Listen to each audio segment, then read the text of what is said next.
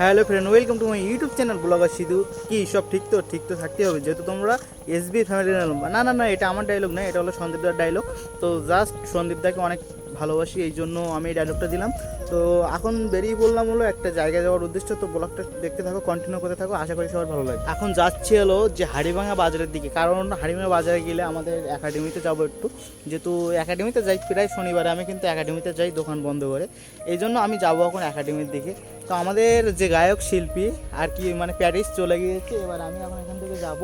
যাওয়ার পরে ওখানে আমি তো গান টান তেমন গাই না, আর গান বলতে গেলে আমি পারিও না, এই জন্য এখন যাবো হলো একাডেমির দিকে। একাডেমি থেকে মানে গিয়ে একটু কিছু মানে গান টান শুনতে হবে, কারণ বিনোদনের ভিতরে না থাকলে ভালো লাগে না, এই জন্য বিনোদন অবশ্যই প্রয়োজন। তো এই জন্য যাবো এখন একাডেমিতে তাই দেখি এদিকে অপেক্ষা করব যে ভ্যান আসে কিনা, কখন ভ্যান আসবে, এই জন্য আমি গাড়ির জন্য অপেক্ষা করছিলাম।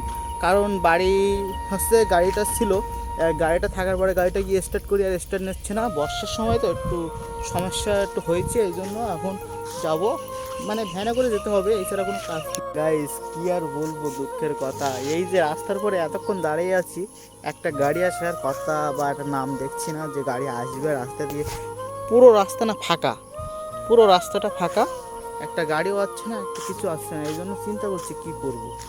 দাঁড়িয়েছিলাম রাস্তার পরে, হঠাৎ করে দেখি বন্ধু আসছে, সেজন্য বন্ধুর গাড়িতে উঠে পড়লাম। এখন দেখতে পাচ্ছ আমি কিন্তু হাড়িভাঙা বাজারের দিকে বেরিয়ে পড়ছি।